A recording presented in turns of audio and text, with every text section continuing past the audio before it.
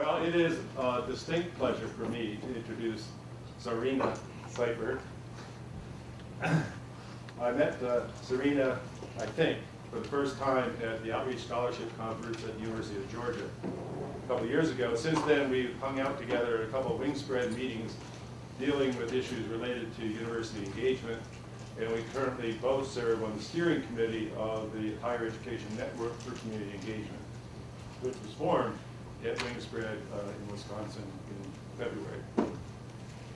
Sarena got her undergraduate degree at Washington University in St. Louis in biology, and then trekked east to Georgetown University to wrap up a master's of science degree in physiology and biophysics, and then completed her doctoral degree, MD degree at Georgetown as well. And then she began an adventure that I think has led everybody in the engagement field to know who she is, try to keep track of where she is, and know that every email you're going to get from her is very, very long and deep in information, and they come frequently. So spreading the word about engagement with communities has no, Sarena has no peer. She's exuberant, she's passionate about this, and deeply devoted to trying to find ways to enhance the quality of healthcare delivery by building strong networks between communities and campuses around the country. I'll read this now. She currently directs, so I get it right, 2 national initiatives that are building capacity for community campus partnerships. The United States Department of Education funded Community Engaged Scholarship for Health Collaborative brings 9 universities together, and they're working to look at promotion and tenure system issues. The Kellogg Foundation funded Engaged Institutions Initiative supports schools and graduate programs of public health to be focusing on eliminating racial and ethnic health disparities and mobilizing a network of community partners to advance real, authentic community campus partnerships. Today, this morning, well, we're going to work Sarena hard today. She has 2 sessions. This morning she's going to talk about community-based participatory research. So please welcome Sarena Seifer. Thank you. Thank you. Thank you. Good morning, everyone. Just to get an idea, if you could raise your hand if you're planning on staying for the day, for the other sessions. I just want to get an idea of how many are going to be here for the whole day. So I'm trying not to repeat too much between the 3 sessions. But it's really a delight to be here. Maybe if you do get emails from me, you don't know where I am at the time, but I am in East Lansing today all day to work with you and to learn from you and to hopefully share some information about community academic partnerships in health and even more broadly than in health. And I don't know if you caught, but the title for the whole day was Achieving the Promise of Authentic Community Academic Partnerships, Taking Our Work to the Next Level. And we decided to title the day that way because at Michigan State, you're already so community engaged. You have so much of this work going on and embedded within and across the institution that I'm not here to be convincing you to do something. I'm not here to be demonstrating that it can be done. You know that it can be done.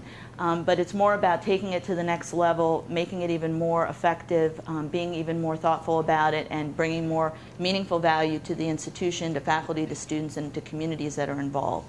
So it's really, to me, in my mind for the day, it's taking the work to the next level and really recognizing all the wonderful work that you're already doing.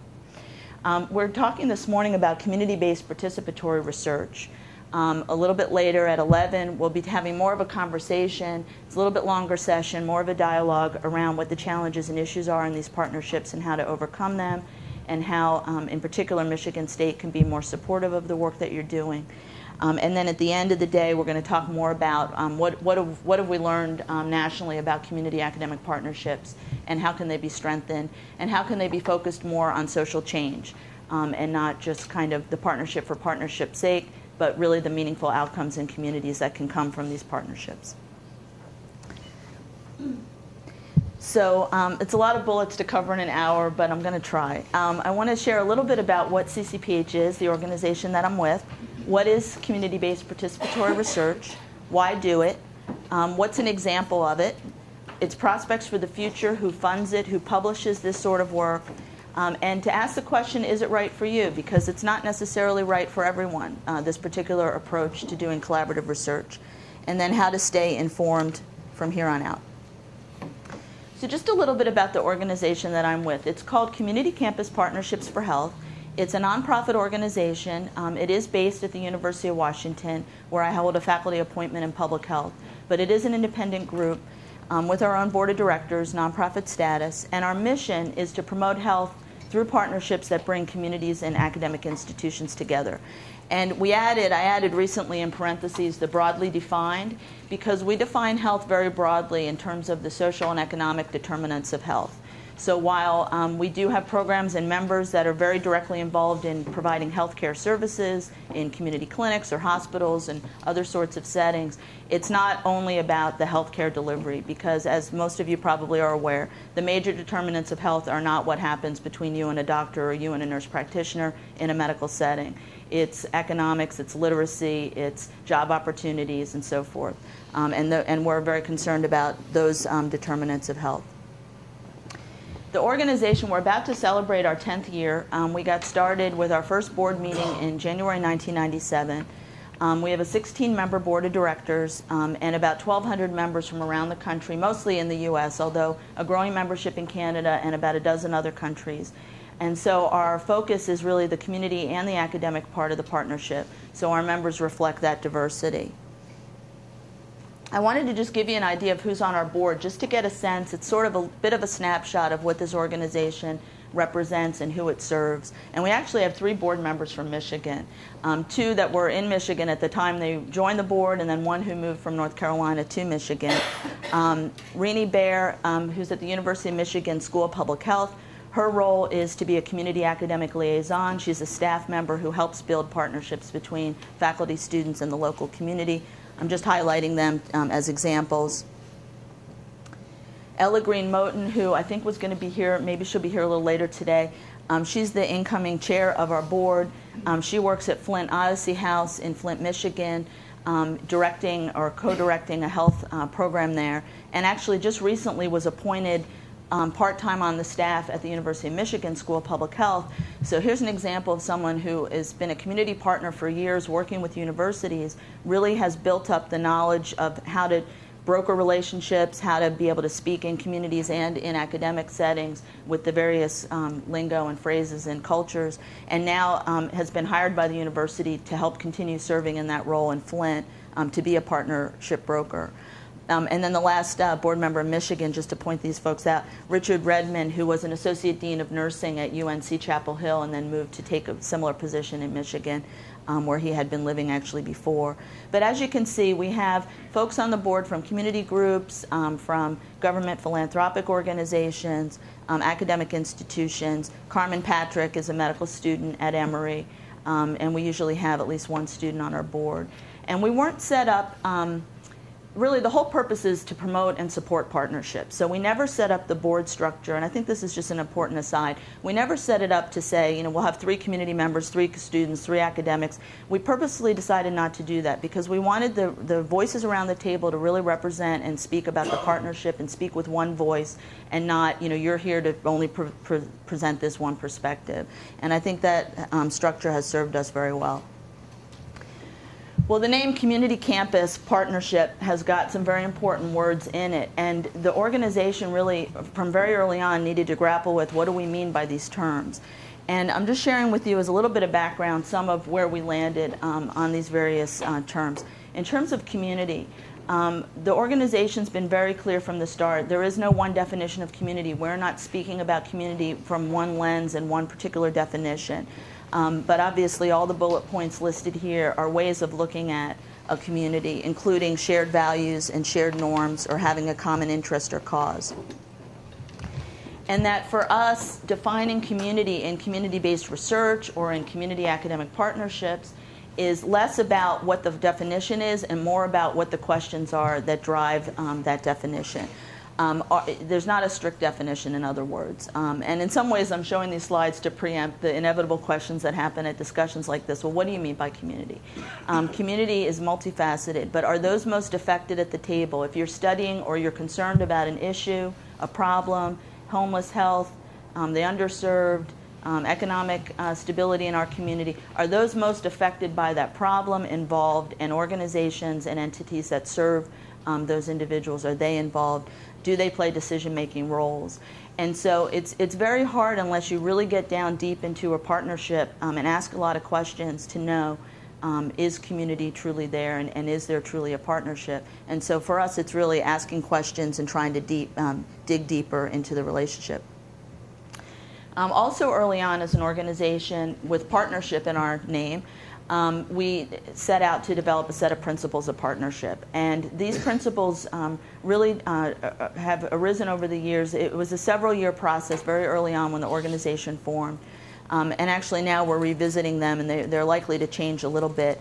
But for us, they're sort of guiding principles for what we mean by partnerships. It's not a to-do list. It's not a blueprint for how to develop a partnership. But it is a set of principles to consider when you're looking at these relationships between communities and campuses. And again, I'm not going to go over all the bullets, but just to give you some ideas. But they do speak to the nature of relationships, the trust between community and campus, the kind of communication, open communication, sharing credit, sharing resources, balancing power. Those sorts of issues are all embedded in these principles. And I don't have a slide that shows the definition of campus, but one of the reasons why we came up with the name Community Campus Partnerships as opposed to community academic or community university is we wanted to be inclusive of all the elements of what a higher educational institution could encompass across its campus. The buildings, the people, the political clout, all the resources that a campus has. And we voted against community university because we had a very strong voice of community colleges at the very start of the organization, a senior member of the staff of the American Association of Community Colleges who was very clear on, we really need to be embracing all of higher ed, and that's what we've tried to do. So as an organization, there are a number of strategies that we pursue to advance our mission of community campus partnerships that ultimately will improve the health of communities. We do a lot around opportunities for information sharing, collaboration. My emails are maybe one piece of that. We promote awareness about the benefits of these partnerships because there are many, even though we recognize, and we'll be talking today about a lot of the challenges, there are a lot of benefits, and that needs to get out there to a broader audience. We do advocacy. We're not a heavy-duty lobbying organization in DC by any means, but a lot of our advocacy has been advocating for changes within the institutional policies like promotion and tenure policies and funder policies that are a little bit more behind the scenes than maybe the kind of advocacy that's typically done at the governmental level. For example, one area that I think we've been very successful in is influencing who serves on peer review panels at NIH and other funding agencies.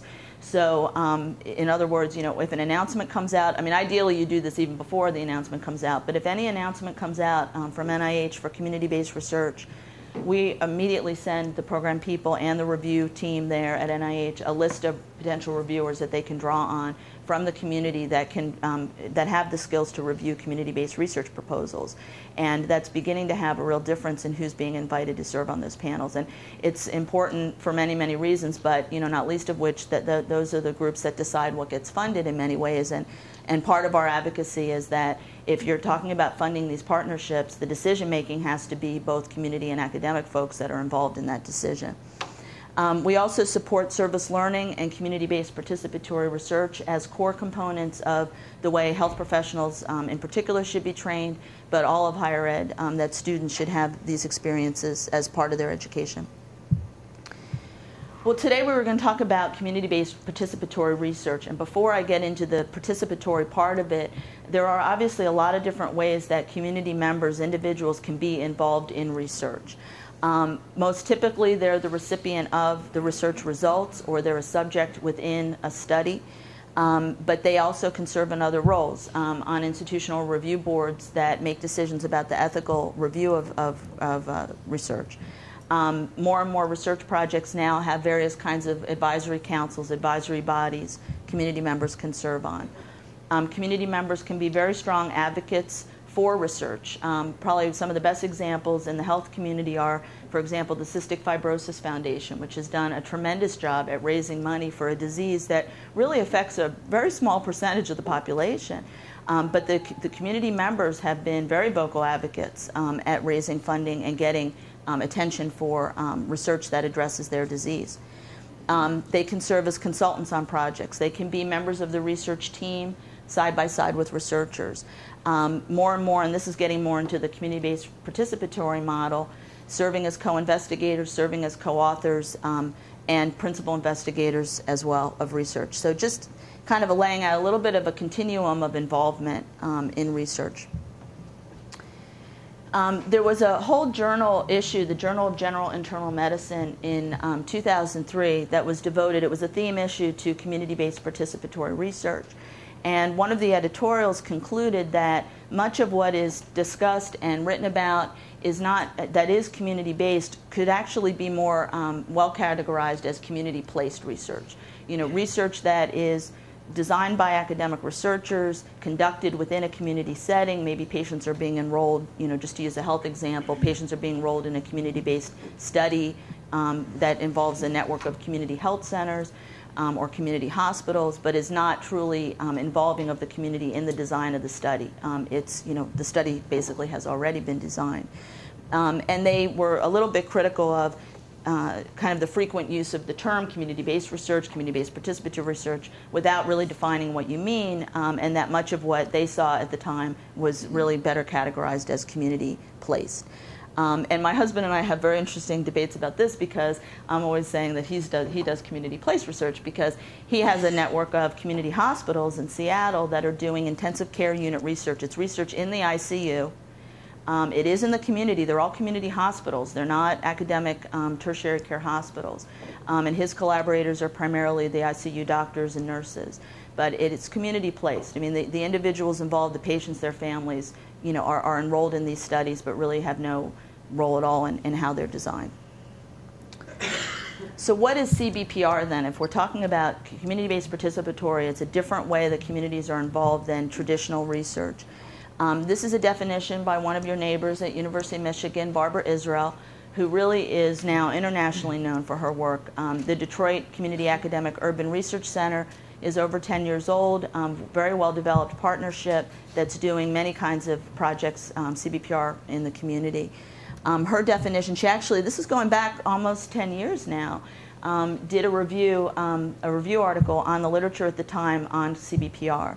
And the definition she advanced, which gets cited a lot, and I underline certain words, it's a partnership approach that involves community members, and she gives different examples. They could be community members that are unaffiliated with any organization. They could be from CBOs, community-based organizations, other organizations in the community, that equitably involves them in the research process, all aspects of it.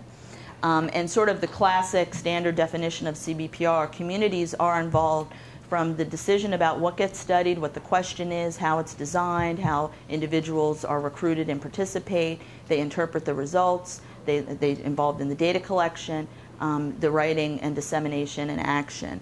And what's really key in this definition, which I think is real departure from a lot of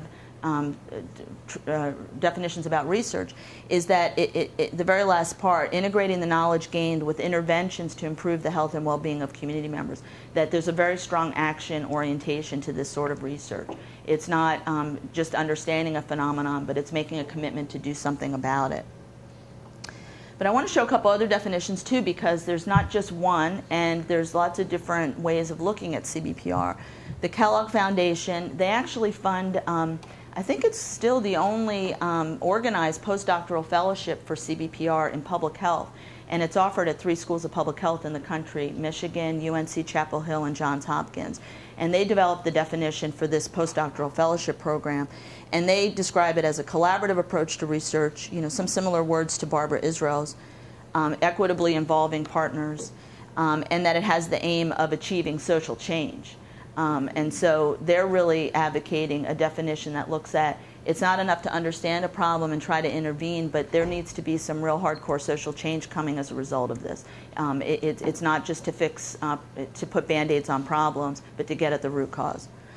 And then this last definition, which is a little bit different still, this group, unfortunately, has been a little bit defunct since one of the NIH agencies that started it is kind of getting out of the business of CBPR, unfortunately. It's the National Institute of Environmental Health Sciences.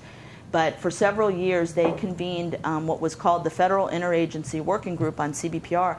And this was a group of federal agencies that each had representatives serving on this panel. And there were a couple of really exciting things that came out of this group. One was a program announcement that's still active that funds CBPR at NIH, and I have some more information about that later. But not surprisingly, you know, they had all these agencies coming together. There was HHS and Department of Education, Housing and Urban Development, Agriculture, Department of Defense. They had to come up with a definition. And for the feds, it took them 2 years of meetings to come up with a definition. They finally came up with one. And it says scientific inquiry conducted in communities in which community members, persons affected by the condition under study, stakeholders in the health, have the opportunity to be full participants in each phase of the work. And there's elements of each of these definitions that, that appeal to me more or less. But this opportunity to be full participants, I think, is an important concept because I think a lot of folks tend to think, well, CBPR, it's this standard definition. It has to be done this way. And community members have to be involved every step of the way. Well, this definition is acknowledging that they may not necessarily want to be involved in every step of the way. I mean, they have the opportunity to participate. But community members that are involved in many other things in their lives, you know, it may not be their top priority to be mining through the data and helping to analyze it. It may not be something they really want to be involved in writing up the paper. You know, maybe it's fine that they're acknowledged in the paper. They don't necessarily want to be a co-author. So it's to maybe, you know, ease up a little bit on this expectation that the involvement be entirely the whole way. I think it's wonderful when it can work that way, and it can. But there is that option that, you know, the participation is possible, but it's not required necessarily. Well, why even do this kind of research? Why are we even talking about it? It's already from the definitions. Maybe you're getting the sense, if you're not involved in this already, this is not easy work. It's very challenging. It's time-consuming. It involves many, many opinions and perspectives on a research project. Little different than, you know, me sitting behind my desk with a database doing some epidemiologic study, you know, churning numbers, which is valuable work, but, you know, doesn't involve many other people having to really scrutinize it and give their take on it necessarily. Well, historically, research has really been very problematic for communities, particularly for communities of color and disadvantaged communities.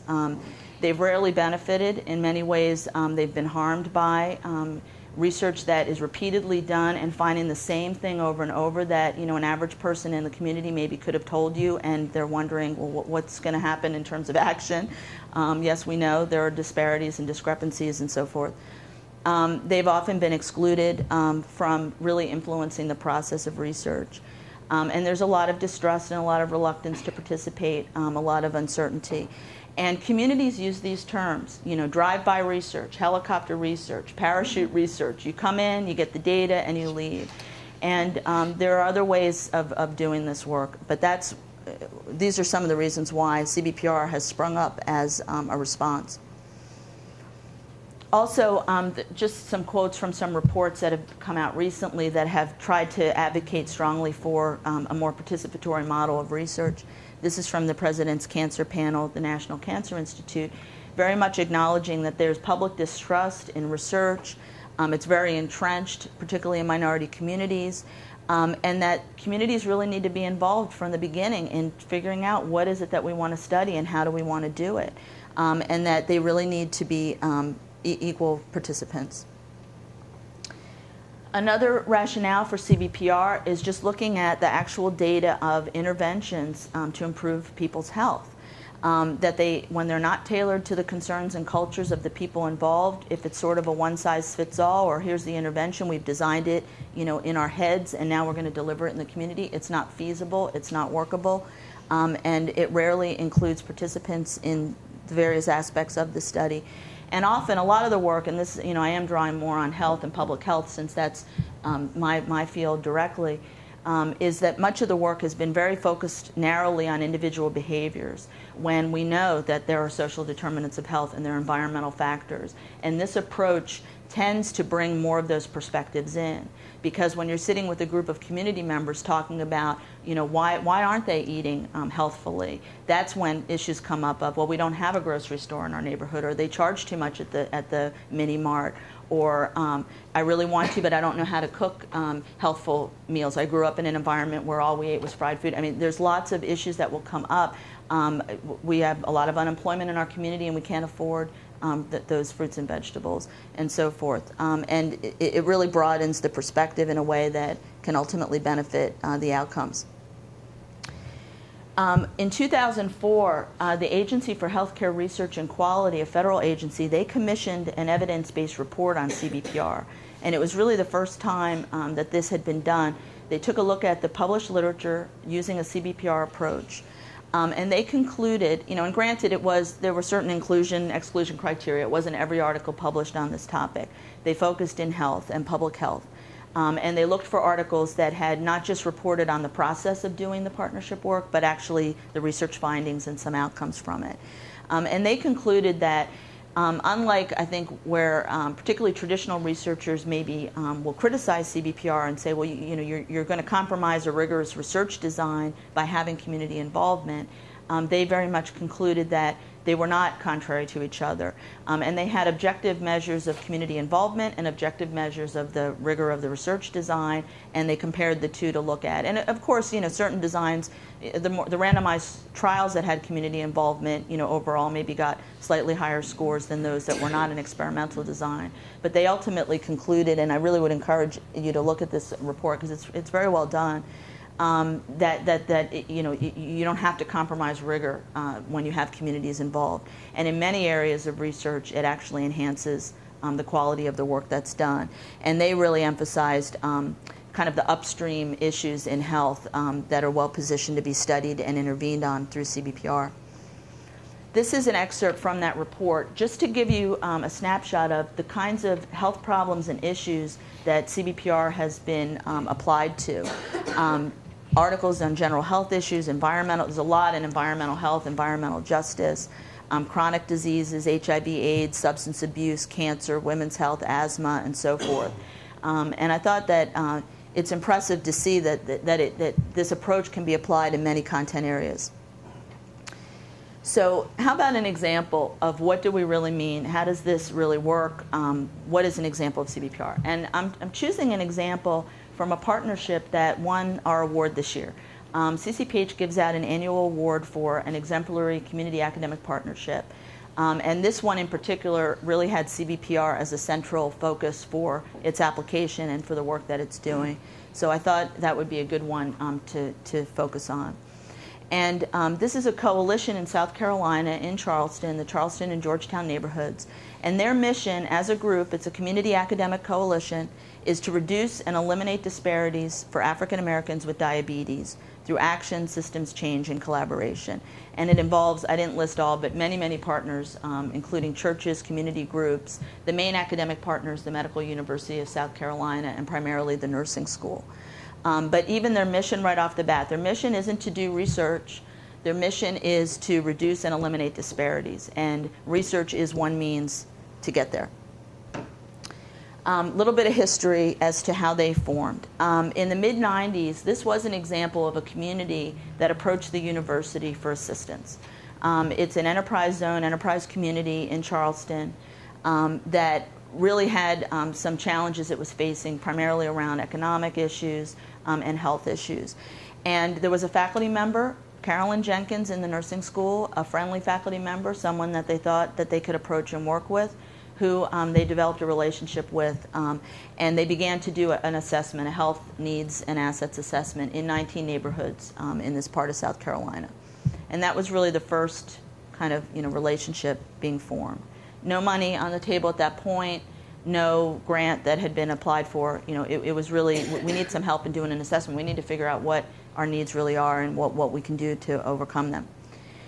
Over the course of those relationships being built in the late 90s, one of the outcomes of that assessment was that this set of neighborhoods really didn't have ready access to a community health center. And they set about establishing and did build and open a local community health center that took patients that didn't have health insurance and sliding fee scales and so forth. At the end of 1999, that's when the CDC, Centers for Disease Control, issued a national request for programs that would address health disparities. And this community, already pretty well organized, relationship already with the nursing school, saw it as an opportunity to take their work to the next level. Applied for the grant, specifically focused on diabetes among African Americans in the community, and got that grant. And this was around the same time that they were completing their assessment and developing a plan that fit into that grant. These are goals from their current year, but basically from the point of getting that grant in 2000 until now, they have been working towards this goal of eliminating health disparities among African Americans, particularly diabetes. And so just to give you an idea, these are the kinds of outcomes that they're aiming for. They want to increase the percentage of African Americans with diabetes in this area that have adhered to national standards for diabetes control and diabetes care. They want to decrease the rates of amputations. There was an incredible high percentage of amputations, particularly among men in this community, as a result of consequences of diabetes. And they also wanted to address education and really start educating community members to be preventive and to be to really understand diabetes before it struck them. And so the intervention, you know, what their community-based research intervention entails is a multifaceted intervention that includes education. They have faculty members from the nursing school are trained diabetes educators. They have trained community members as community health workers, or they call them community health advisors, who are running courses, classes on diabetes all throughout the community. And it is very community-based. They made that decision that they're going to work through existing organizations in the community for these courses where people already gather naturally, not, you know, making them come to the university or some other setting that they wouldn't just naturally be at as part of their day-to-day life. They also are doing some very innovative things with the internet, using local librarians and university librarians with the diabetes educators, teaching people how to access health information. And they're working, another part of the intervention is with the physicians and nurses who provide the care to folks with diabetes, for them to be more culturally competent, for them to be more aware of current practices for diabetes in providing good quality care. Now this slide is a little funny. I tried to fix it and I couldn't, but this is basically showing you that in the process of doing this community-based participatory model with these interventions, working with these communities, many partners on board in helping to make this happen, lots of education going on. One of the hallmarks and one of the reasons why they got this award is that they were really able to demonstrate outcomes from it. It's not that we got people together and we put on so many classes and this is how many people participated. They're showing some real health outcomes. And this is showing that blue line on the bottom is the rate of amputations, lower extremity amputations by race in this county during the years that they were operating with the CDC grant. And you can see that you know, so this is for non-African Americans and this is for African Americans. Over the course, their goal was to decrease. And that's the decrease, and it's a statistically significant decrease in amputations. And that's one measure. There were a number, but that to me was the most dramatic of some real tangible change. They're also incorporating service learning, CBPR, community engaged scholarship throughout this project. They have several hundred students in different fields that have been rotating through these experiences working in the community. They're also hosting internships for other universities, including community colleges. They're now hosting interns from high schools and are starting to really build up the component of how do we recruit kids from these communities into having them graduate high school, into college, into maybe MUSC to become health professionals. It's a total health science campus, MUSC. Those are the only degrees they offer. They've had 4 PhD students do doctoral dissertations based on this work. And they've had dozens of presentations and peer-reviewed publications. And these are just 3 of the more recent ones that are starting to come out. And that's Carolyn Jenkins. And I had her picture there because in many ways this is a story of a partnership, well-established CBPR project, but also of a community